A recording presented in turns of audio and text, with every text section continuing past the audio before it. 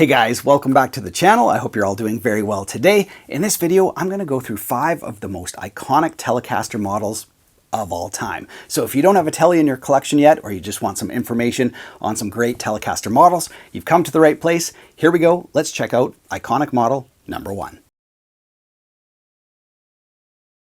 Well, to nobody's surprise, we need to start with the most iconic Telecaster of all time, the 52 Tele, or as Fender and Squier sometimes markets them, a 50s Tele.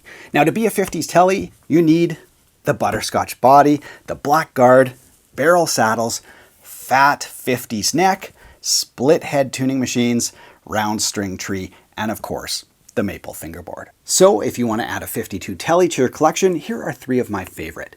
Number 1, Squier Classic Vibe. Now there's a few things to note about the Squier version of the 52 Tele. Number 1, you don't have the fat 50s neck. It's a thinner neck on that guitar. So some people might like that. It might be a detriment to some others, but it is a thinner neck on the Squier 50s version. Number 2, the Baja Telecaster, one of the great deals for a 52 style guitar out there. Unfortunately, Fender only made them for a decade, ending the production in 2018. So if you can grab one used, man, they are fantastic guitars. And like I said, they incorporate all the elements of a 50s Telecaster with the barrel saddles, butterscotch finish, big fat maple neck, all those kind of things on the Baja, which makes it a great reproduction. So if you can grab one, you can sometimes get them for a great deal, so keep on the lookout. Thirdly, and my final recommendation, and the one I decided to buy for myself, even over the American ones, is the Road Worn series. This is a high-end Mexican-made guitar,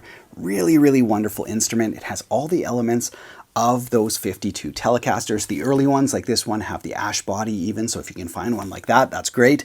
But yeah, everything about it, the big fat 50s baseball neck with the finish worn off, just plays like a dream. So that's my final recommendation. Classic Vibe, Baja if you can find it, and Road Worn. Of course, there's some really great American-made ones as well, but those are my 3 favorite that would fit a lot of budgets. Iconic Telecaster number 2 is the 60s Tele. Now, 2 main things happened between the 50s and the 60s. Number 1, you started to get rosewood fingerboards. Leo Fender was not happy with the way the maple fingerboards looked on TV. They started to get worn, dirty, shabby looking, and compared to the Les Paul, Gretsch guitars, other ones of that era that had rosewood fingerboards, he thought looked a lot more high-end and better on TV. So he decided to start putting rosewood fingerboards on his guitars. The second thing is the neck profile changed to a much thinner, some would say easier to play profile. So if you're the type of person that does like a thinner neck, the 60s Telecaster might be a better fit. You started to get more exciting colors like the Daphne blue, the surf green, the shell pink, those kind of colors. Now mine here is in just straight black, but yeah, you started to get some more exciting colors in the lineup as well. So there's some big differences, but the main core largely the same. The barrel saddles, the split head tuning machines, different style string tree, some small changes like that, but largely unchanged. Now, if you think the 60s Tele might fit your playing style better than the 50s, here are 3 of my recommendations. Number 1, Squier Classic Vibe Custom. I own that guitar and played it a ton. It's a great version of a 60s Telecaster, fairly low cost and fairly high quality. Number 2, the Vintera 60s. It's the made in Mexico one. It's right around $1,000, really nice guitar. And finally, the made in Japan 60s reissue. That's what I have here. This one's in Midnight Black. An excellent guitar, a little bit more on the vintage side in terms of the radius and the fret size and stuff. So if you want a more authentic version, the Japanese one I highly recommend. It's an excellent guitar, but either of those 3 would give you an excellent 60s Tele experience. Iconic Telecaster number 3 has to be the thin line Telecaster. Now, if you're new to Teles, that doesn't mean they're any thinner. It just refers to the F-hole and the chambered body. And for me, there's something really unusual and really cool about putting an F-hole on a Tele. The F-hole is normally on higher end guitars, and to put one on just a slab guitar just gives it such a cool vibe. I've always loved a thin line. Now, since we're talking about like Fender's 5 best models, the 52 Butterscotch, the 60s with the rosewood fingerboard, we got to go to the 72 Telecaster. I think that one is the most iconic thin line. I've owned the Squire version of the 69, which is the single coil version. I've had the thin line with the Filtertron pickups in it. So a bunch of different thin lines over the years. But I think the 52 with the wide range humbuckers is the most iconic. Now, unfortunately, the newer ones don't have wide range humbuckers. They put that pickup cover over regular humbuckers. So you're not going to capture that 70s tone, but those 70s thin lines are very, very expensive. So it's great to have the Squire option. I think that's probably going to be the next one in my stable, maybe getting that Squire 70s version, because I think that one is the most iconic, but I can heartily recommend the Squire versions of the single coil ones. And of course, something like this Paoletti is very high end and a very, very beautiful guitar. So if you're into thin lines, there's tons of options. But again, my main recommendation would probably be Squire Classic Vibe. Right, so we've got the Butterscotch 52, the 60s with the rosewood fingerboard, the 72 with the wide range humbuckers. Now what happens when you take both of those and kind of mash them together?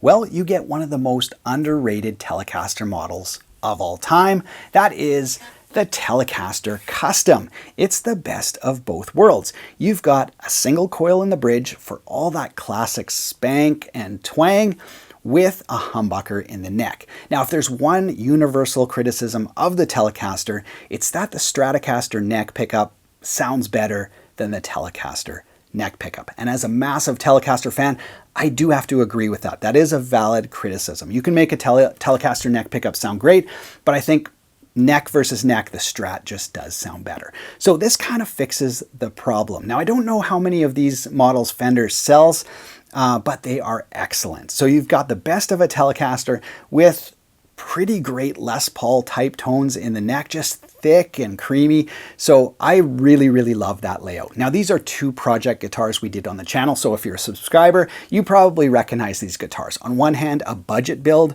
on the other hand, a high-end build, both Telecaster customs. So if you're not sure what Tele to get and you're like, well, I don't know if I just want single coils, but I do want at least one guitar that has that classic Telecaster twang and bite in the bridge, this might be a great option for you. And there are multiple guitars. Thankfully, Fender does have so many different price ranges for these type of guitars, from Squire all the way up to like the American-made ones. So yeah, if you're not sure you want to go full Tele quite yet, or if you have a couple traditional Teles and you're like, well, I just want to mix it up, the Telecaster Custom, hugely underrated, fantastic guitars. And finally, to wrap up my list of the top 5 Telecaster models of all time is, well, not this guitar, but we'll talk about it in a second. It's my dark horse pick. It's the Telecaster Deluxe.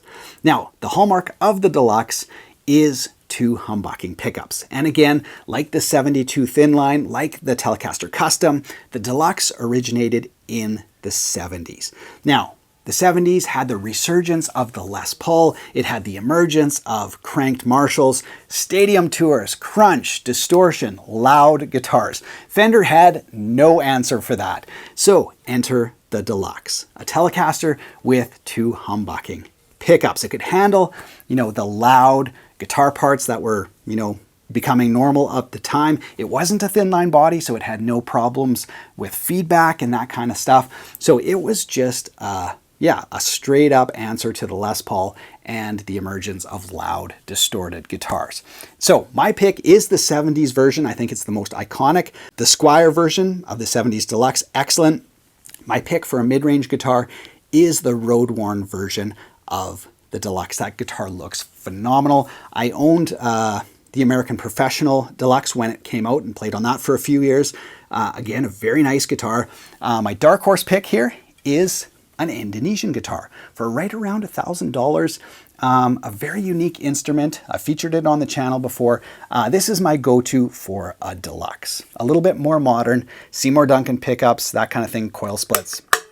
Very versatile guitar. So I would say the modern version of the Deluxe, something like this, is really only for Telecaster fans. You know, I think if you want something a little bit more iconic, then you definitely need to go to the 70s version. I think they look just straight up cool.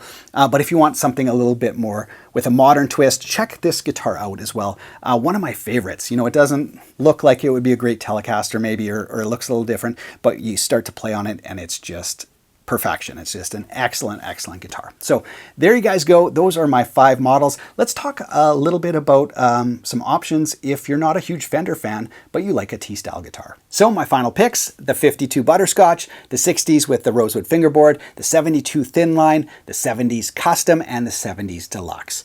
If you're a Telecaster fan, well, you might want to own each one or some variation of each one, because the tonal possibilities within the Telecaster world is just phenomenal. Those guitars just cover everything.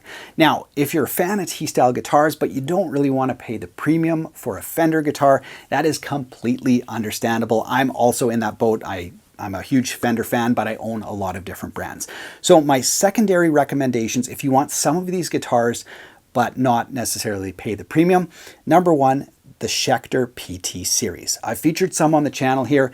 They are excellent guitars, super well built, lots of different options, just like the Fender lineup, but you're paying a lot less. So check out the Schecter PT series. I'll link to all these guitars down in the video description.